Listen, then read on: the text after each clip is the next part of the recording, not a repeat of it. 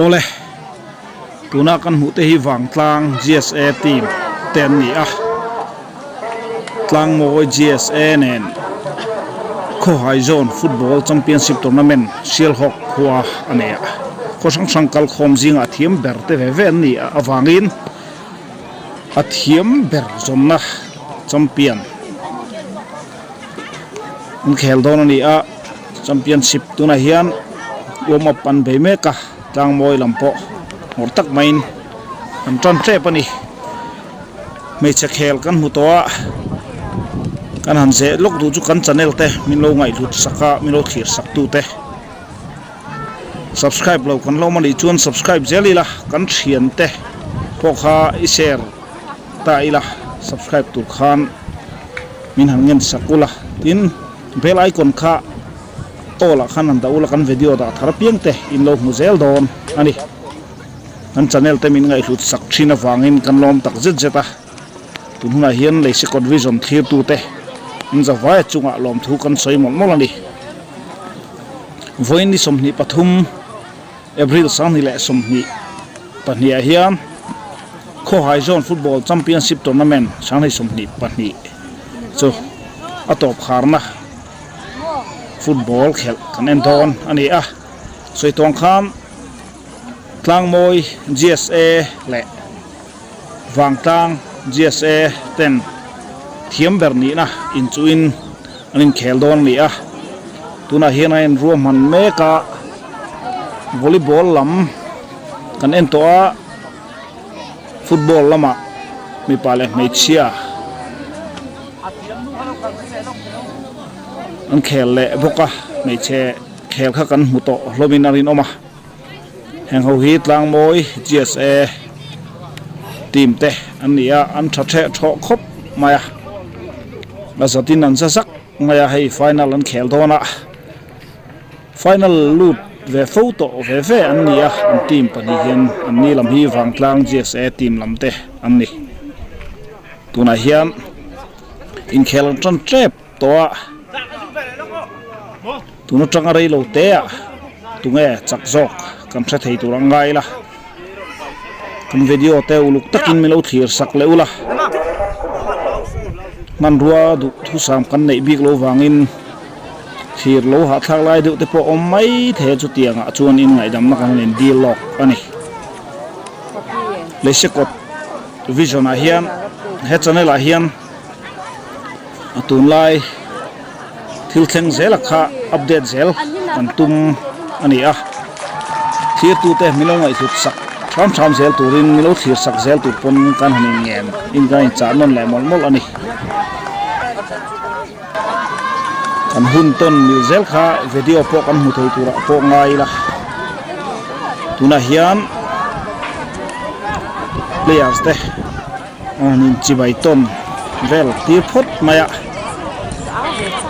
tlang moi lam po training an nei tha a ta hian khoi jok nge cham don am la selwa champion jok chuan om ngei don sia chak jok om nge ngai wangin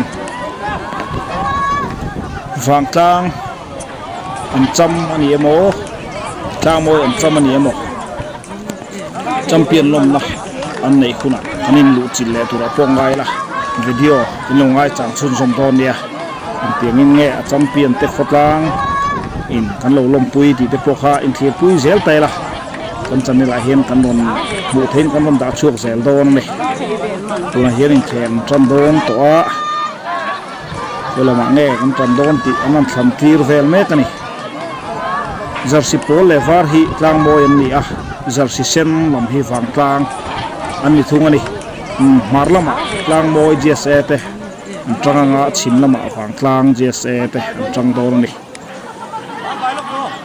farsa for khel tran dona tuna hian khunge thiam jok kan tran jok te pokha en chung khan i lo au de tur tur mai te ang uluk dakin thir photang hian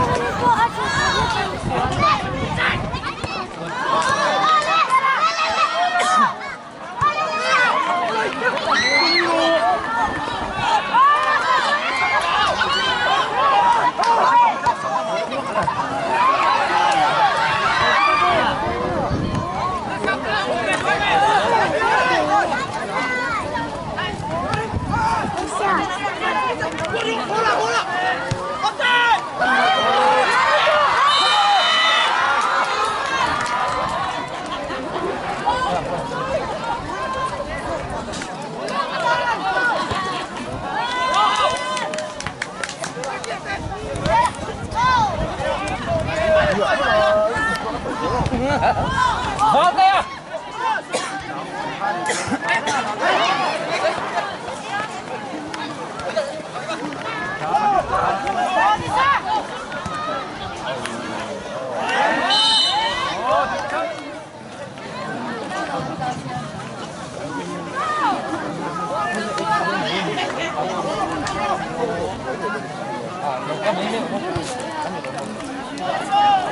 Masih做啥？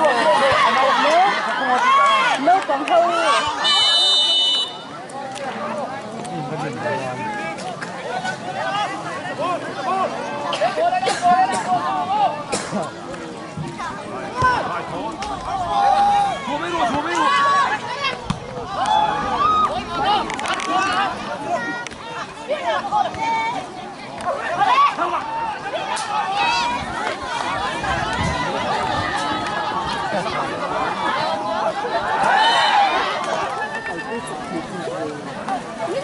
Cucu lah, bakal selera kasi. Kalau cina tu, tu beri. Ini macam ni. Kamu mau melihat dia? Aku tak mahu kasih dia.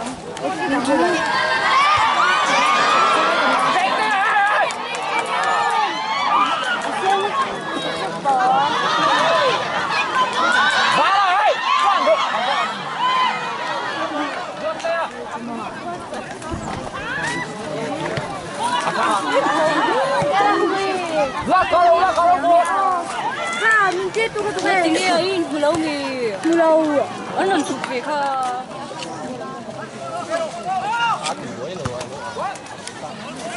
Asap.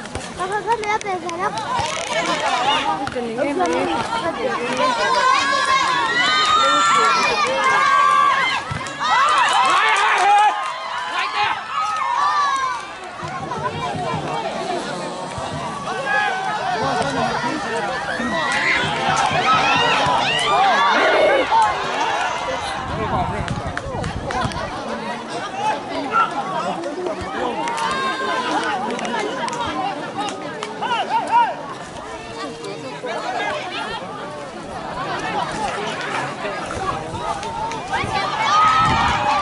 Kami ya cukup.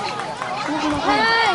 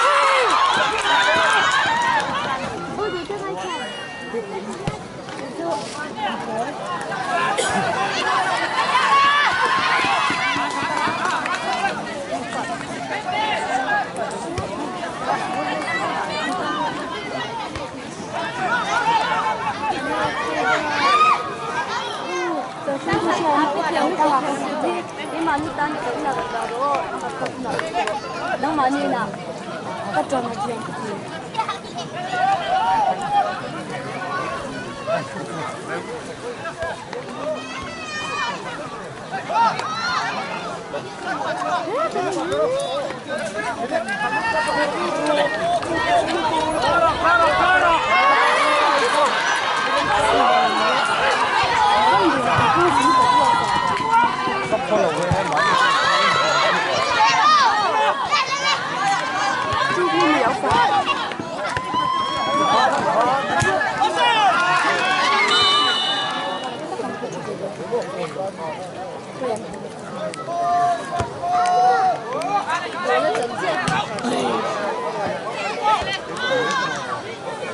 方面做有做很多的整天在那个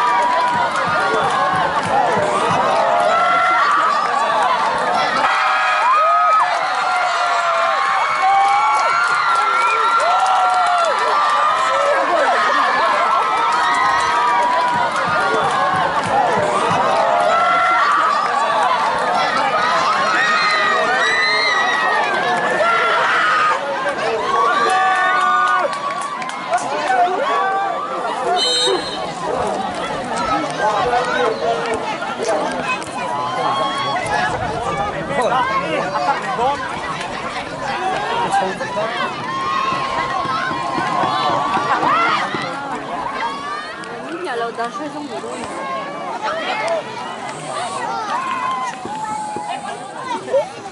Cái này là bằng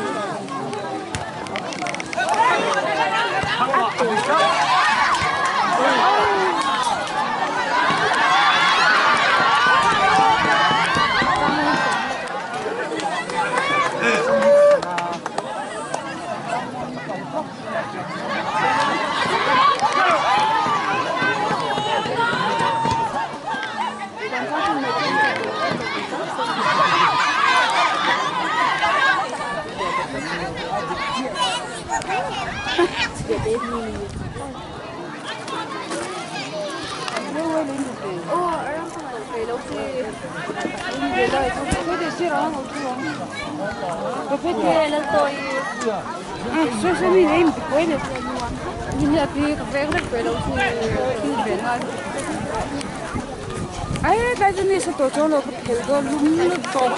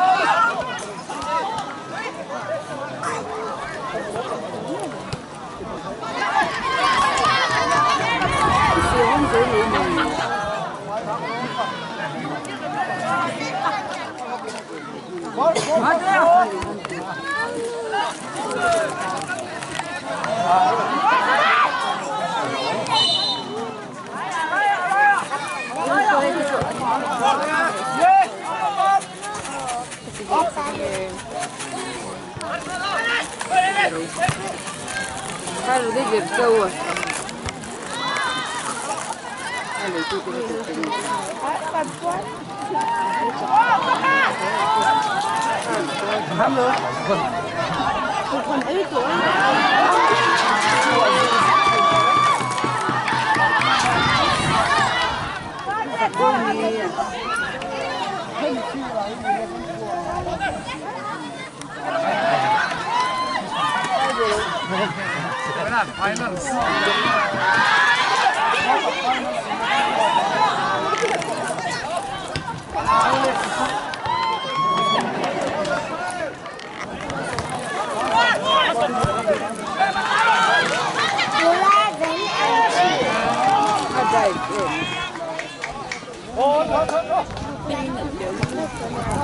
Thôi bây giờ phục cút chứ phục đó lên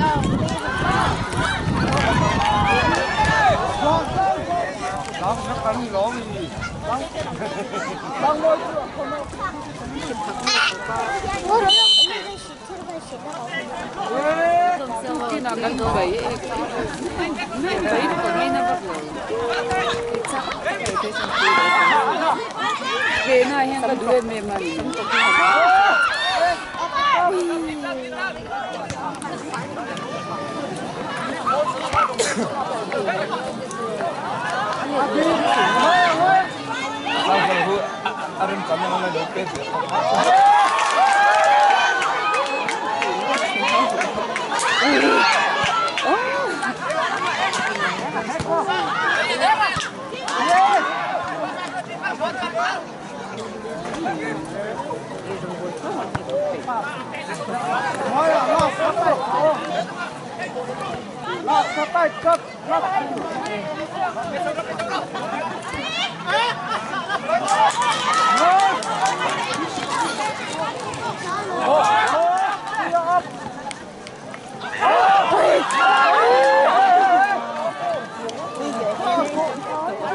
on.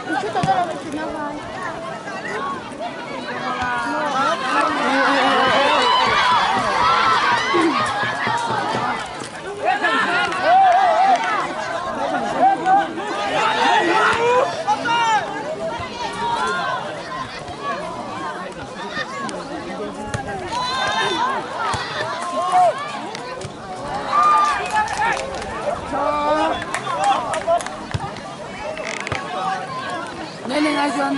Ngồi à. Cô làm chưa?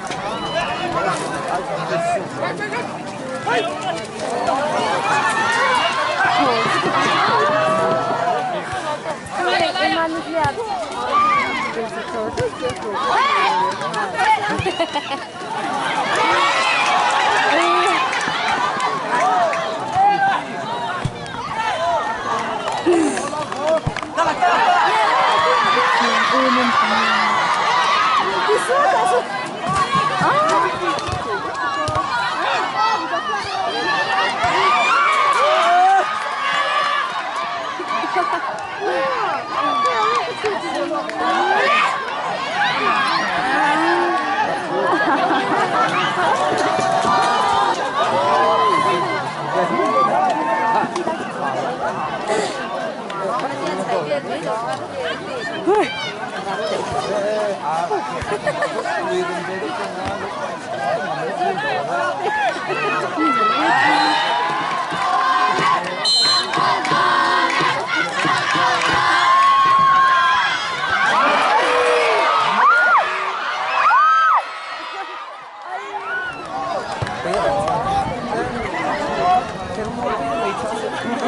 cứ ai mà con lẩu tăng rồi buồn mùa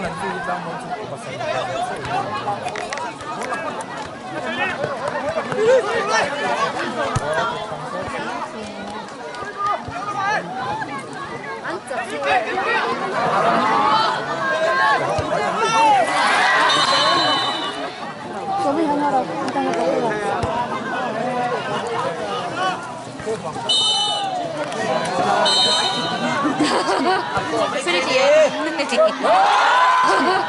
Fritier. Fritier.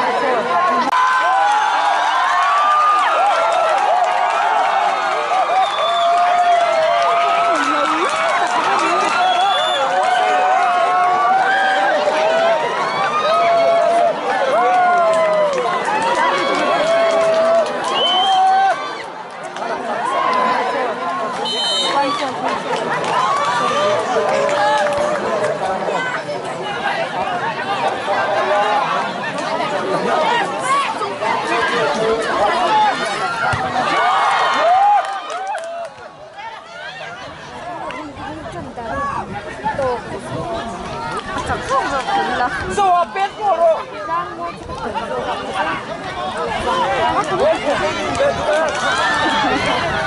Trần đó lắm. Thấy Trần đó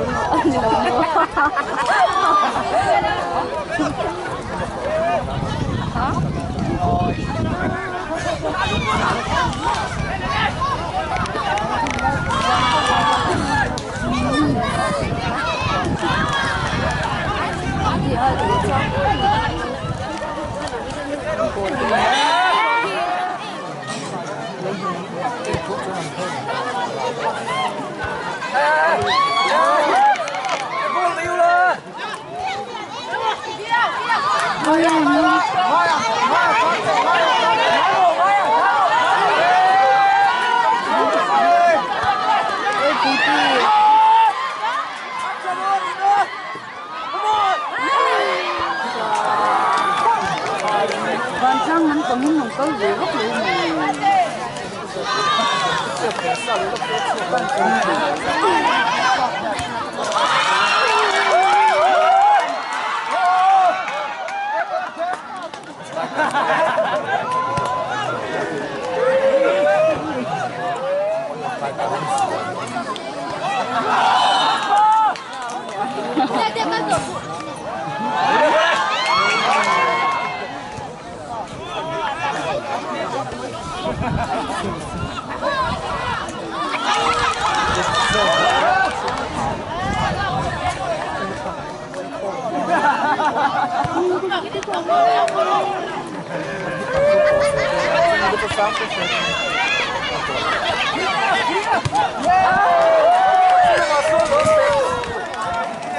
Mas là mấy bố lắm gì đâu đấy. em tin tưởng.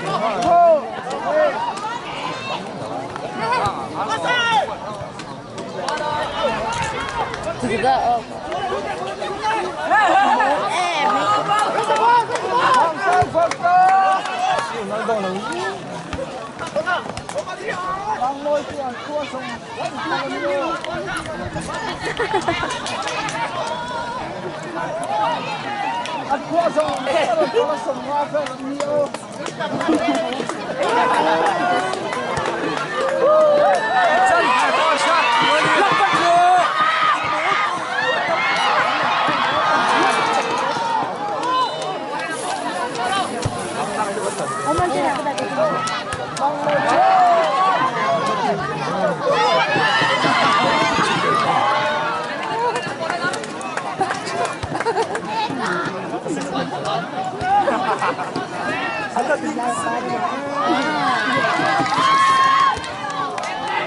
Ah, di Marco Attinelli.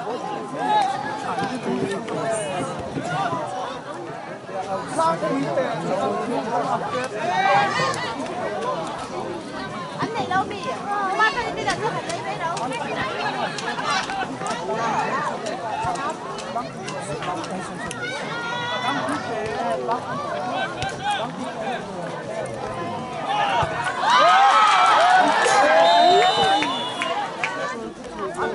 Was schuld, hä?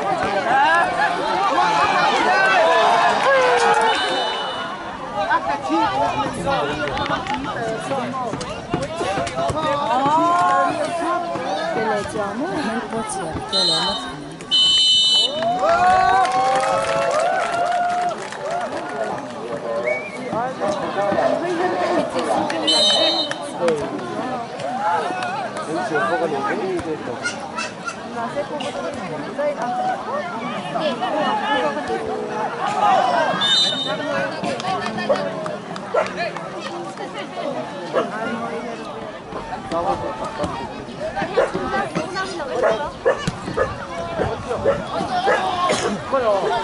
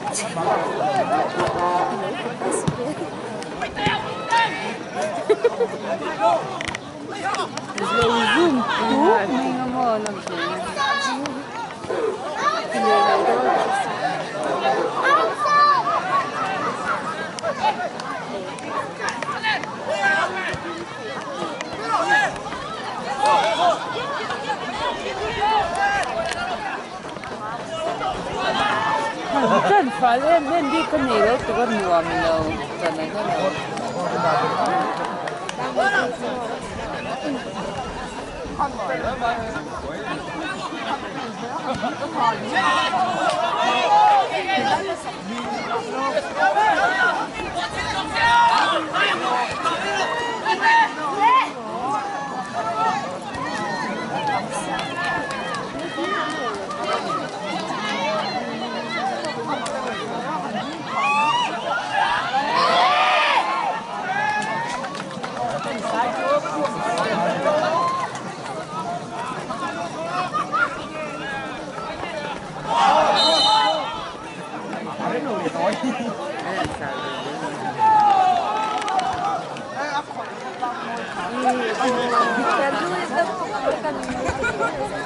Muộn tuy là có mưa bây giờ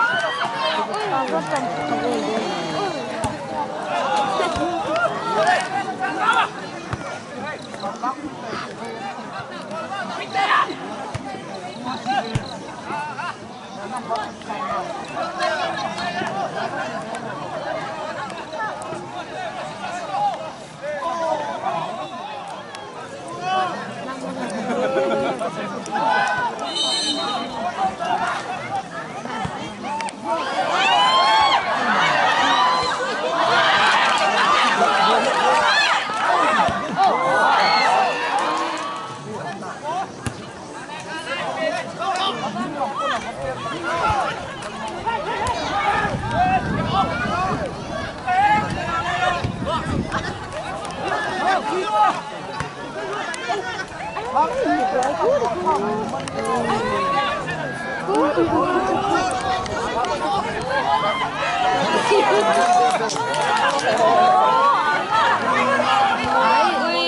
qua tiếng này cho nên anh đi玩thì tăng từ xe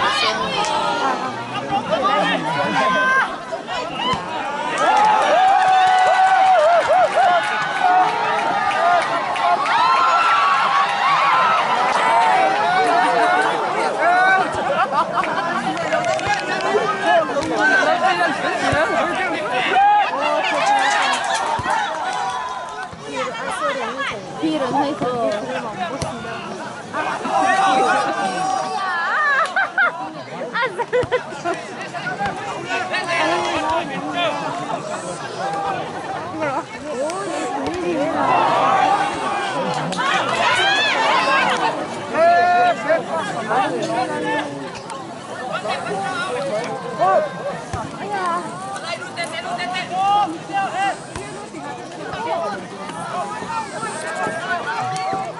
이거 해.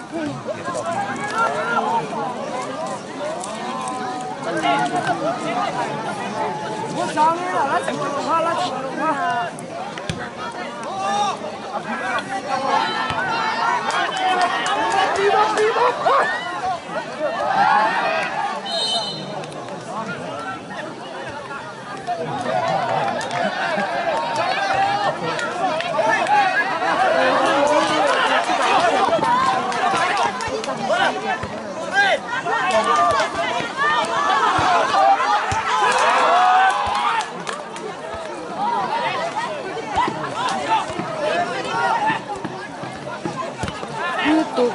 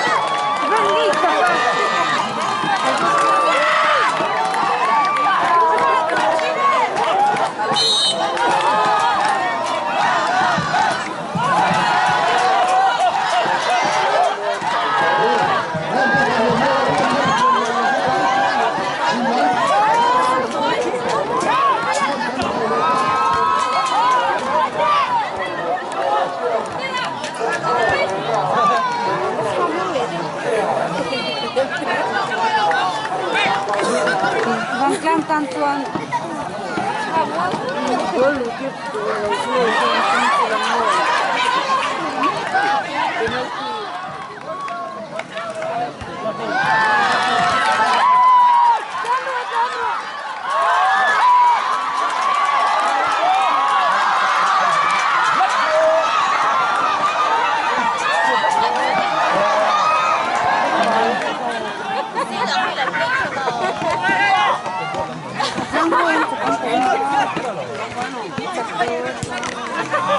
red card ano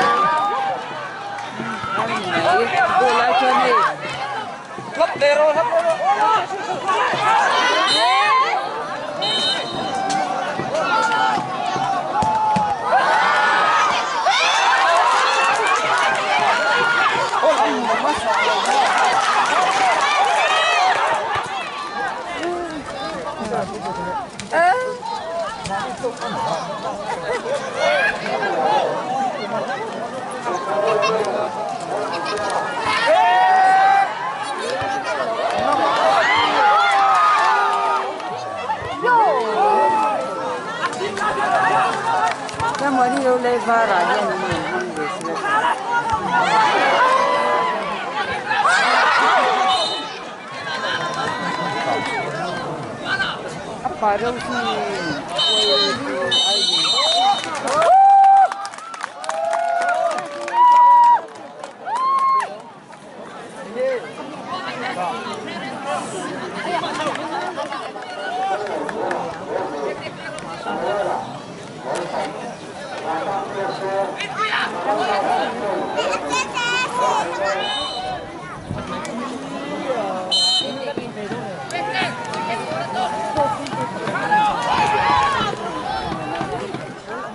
contamination in the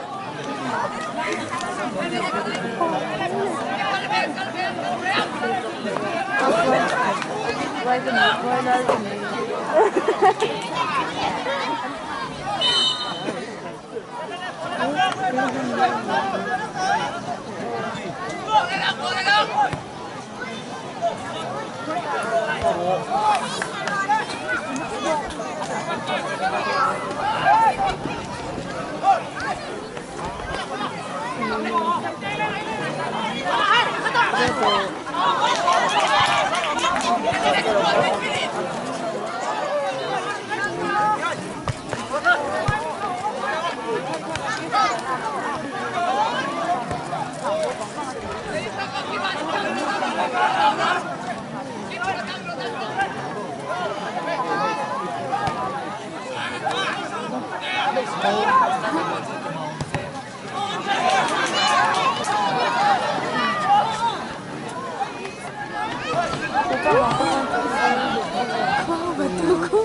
kapten ku semua itu.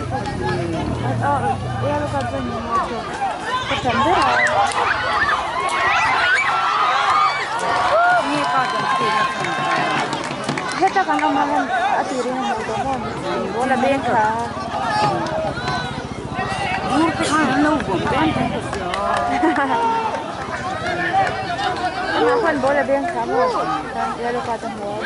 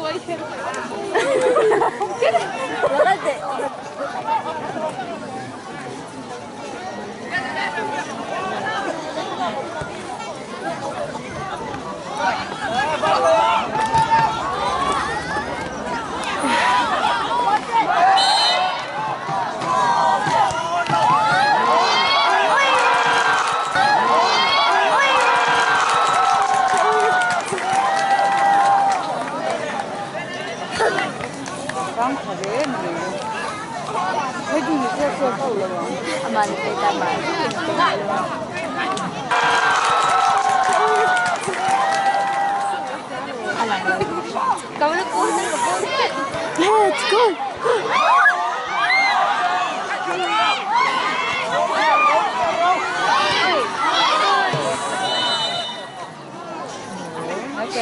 Oh, baru gini balik dulu.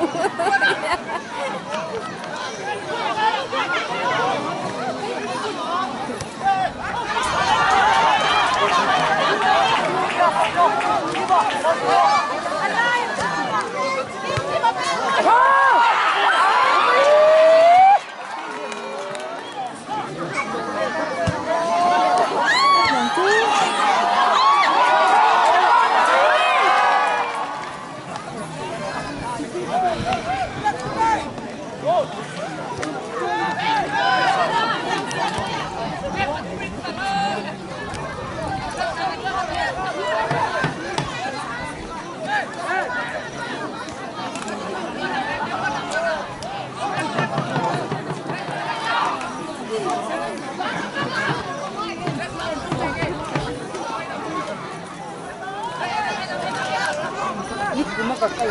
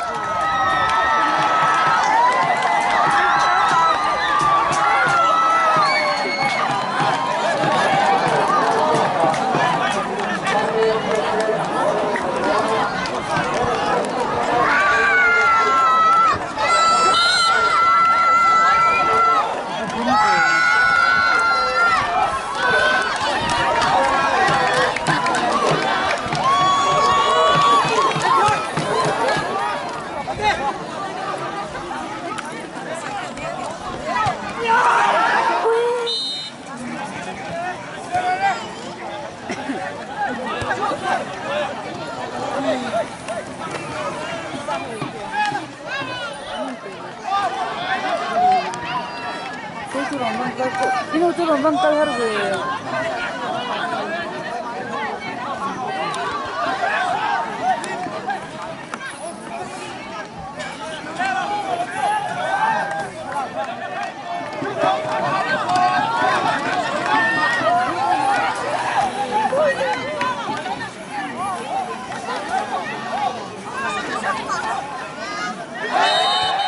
Pakai Ôi, bây giờ cái trăng thì đâu có nữa.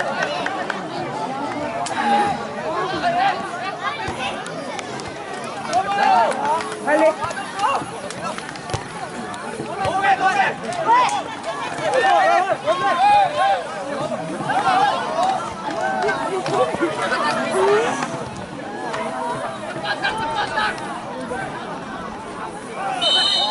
Tôi đã thu được tiền.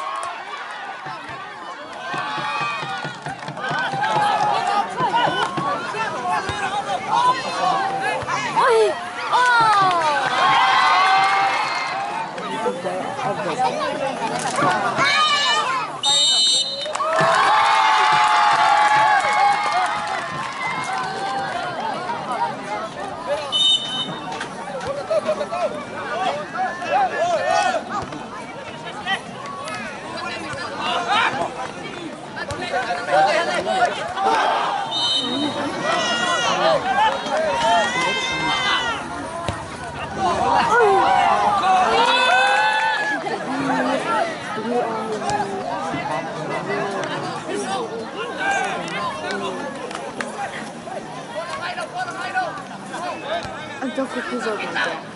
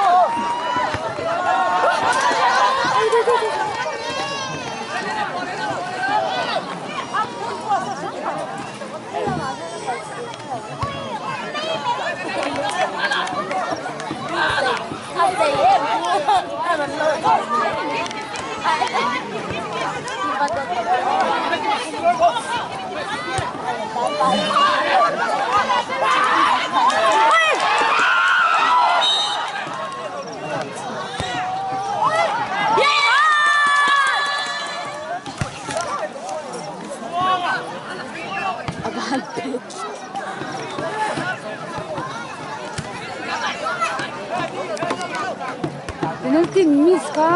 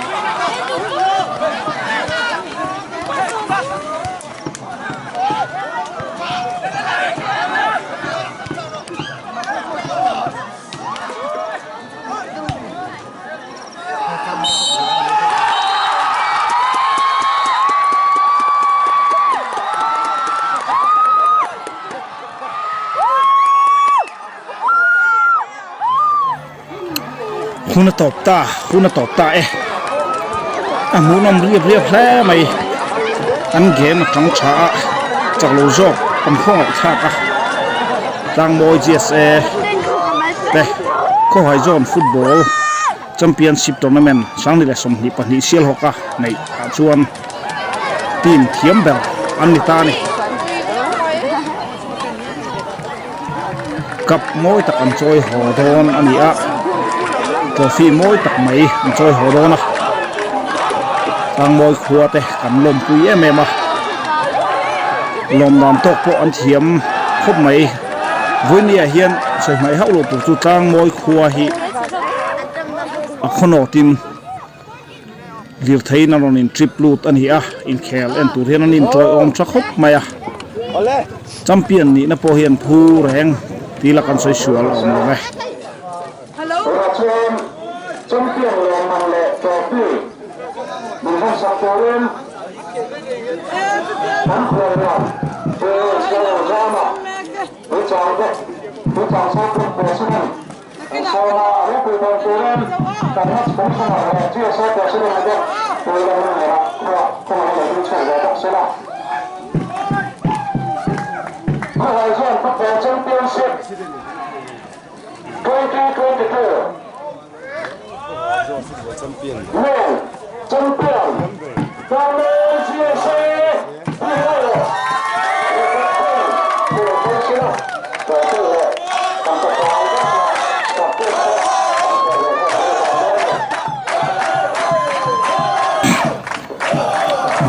trophy mỗi tập trôi đồn ta sang mỗi chia sẻ tiền certificate tu na hiam anh dong tel vek don boka medal anh ti thin kha zone suai tu ten rel thale in tu na hiam medal aya certificate in nan kha tha zo ta shit awangin trophy mỗi tập baka certificate anh dong tel don ani lang moi khuwa te kan lom pui tak zet zeta kan video te kan channel te milong ai fut sak deu turin kan in chanon le mol mola kan YouTube channel hi la subscribe lo an omani pon kan sian te subscribe tu khan min lo ti sak zel la kan lom lem intan zelani ti kha sia ila lang moi khuwa ten khono tin an lom tu apo ngai la video kan hula thei tu ra ngai la ngai chang ta phot mai ula an lom hura kanin lu chilenga an tiangin nge an players te khotlang mai pute mai choi moi ti te kanen zui le thei tu ngai phot te